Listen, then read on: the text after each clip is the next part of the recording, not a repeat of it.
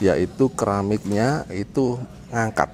Lantainya sudah tidak level lagi dan sudah sedikit terangkat. Nah, nanti lama-lama ini akan pecah. Paling sering terjadi permasalahan ini, dinding ngesip. Ini kelihatan ya, sampai pecah. Nah, pecah, itu kelihatan, itu sudah ada rongganya.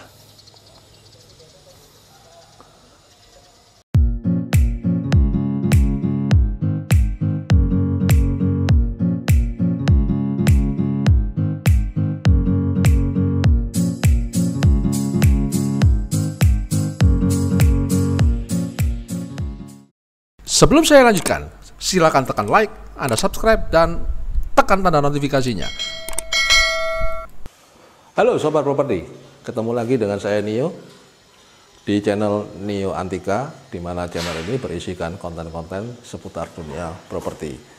Dalam edisi video kali ini, saya akan mengangkat sedikit kerusakan-kerusakan yang bisa ditimbulkan oleh suatu pengerjaan rumah yang tidak sempurna. Dan kali ini saya akan menunjukkan bagaimana kerusakan-kerusakan itu yang sering dialami atau pada umumnya yang sering dialami oleh rumah-rumah baru. Kerusakan-kerusakan yang kelihatannya seperti kerusakan-kerusakan kecil tapi sangat cukup mengganggu sekali, dan ini adalah yang sering terjadi khususnya di area-area perumahan ya. Saya sekarang ada di salah satu rumah yang mengalami sedikit kerusakan-kerusakan itu dan memerlukan sedikit renovasi atau sedikit perbaikan. Nah, apa saja kerusakan-kerusakan yang sering terjadi di sebuah rumah baru? Tetap ikuti ya video berikut ini. Yuk. Nah, kerusakan antara lain itu yaitu keramiknya itu ngangkat, jadi sudah tidak rata lagi, jadi sehingga terjadi perubahan permukaan ya, permukaan yang satu dengan yang lain itu tidak sama. Ini disebabkan karena tanah yang ada di bawahnya itu terangkat. Nah, seperti ini contohnya. Nah, sudah tidak level lagi dan ini harus dibongkar. Di sini juga nanti sudah kelihatan ini. Nah, ini lantainya sudah tidak level lagi dan sudah sedikit terangkat. Nah, nanti lama-lama ini akan pecah. Jadi nanti akan terangkat. Nah, itu adalah problem yang pertama yang sering ditemui. Nah, problem kedua adalah dinding yang istilahnya ngesip ya. Nah, itu warnanya ada sedikit bercak-bercak di dinding. Nah, ini sering juga terjadi. Paling sering terjadi permasalahan ini, dinding ngesip. Nah, selanjutnya permasalahan mengenai struktur di pagar depan. Nah, ini kebetulan ini pagar depannya. Sebentar saya lihatkan dulu.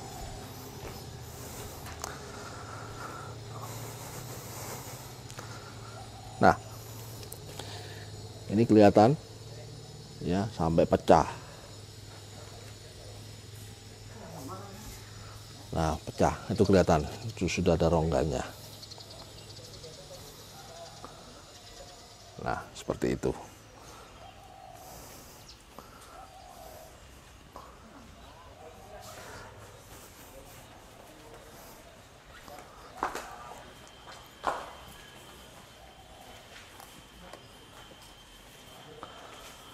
Nah, kebetulan memang rumah ini hanya permasalahannya hanya saat ini hanya lantai yang mengangkat ke atas, dinding yang ngesip, dan pagar yang sudah mulai turun atau anjlok.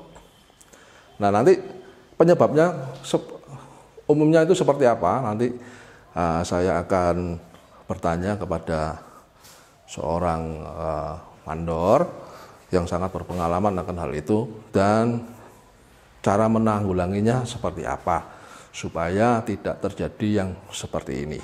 Nah, khususnya untuk rumah yang kanan kirinya atau rumah yang berdiri sendiri, kanan kirinya belum ada tetangganya, itu memang mempunyai memerlukan sedikit maintenance yang lebih banyak daripada rumah yang sudah kanan kirinya itu sudah ada tetangganya. Saya akan tunjukkan satu lagi kondisi yang harus Anda perhatikan apabila di area belakang ini, di area pekarangan belakang, jika Anda ingin membuka area belakang ini terbuka dan ada bangunan cornya, maksudnya ada decknya, seperti ini. Saya tunjukkan ya, sebentar ya.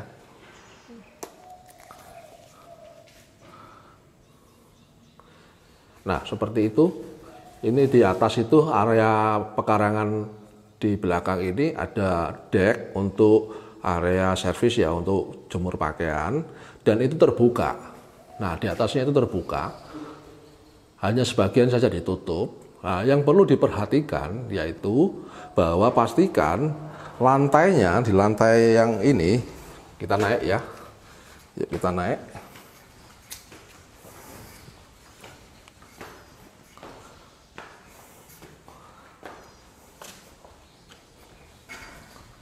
Oke, nah kita sekarang sudah sampai di lantai ini, pekarangan untuk servis ini. Kita lihat bagian atas. Nah, bagian atas yang saya berdiri ini adalah terbuka. Nah, di lantai bawah ini pastikan bahwa kalau nat-natnya jangan ada sampai yang retak-retak ya. Jadi nat-natannya ini harus sempurna. Dan harus diperhatikan dalam jangka waktu kurun beberapa tahun sekali gitu ya, 2 atau 3 tahun sekali. Itu harus dicek lagi, apabila ada retakan-retakan, itu harus segera ditempel.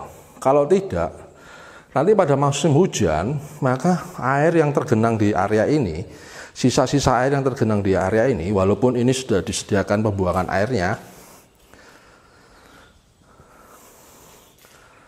nah, kalau misalkan ada air-air yang tergenang di area ini, maka air itu akan merembes ke bawah dan akan merusakkan bagian bawahnya ini ya.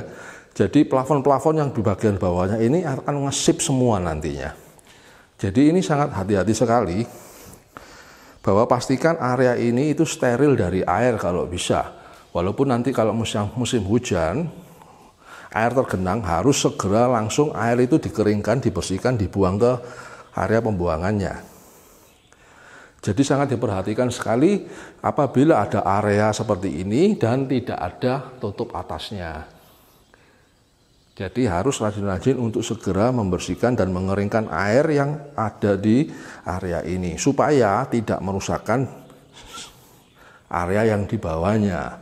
Kalau tidak, maka air itu akan merembes di retakan antara sela-sela keramik ini dan terus menuju ke bawah, ke plafon bagian bawahnya ini, ruangan yang ada di bawah-bawah akan merusakkan semua.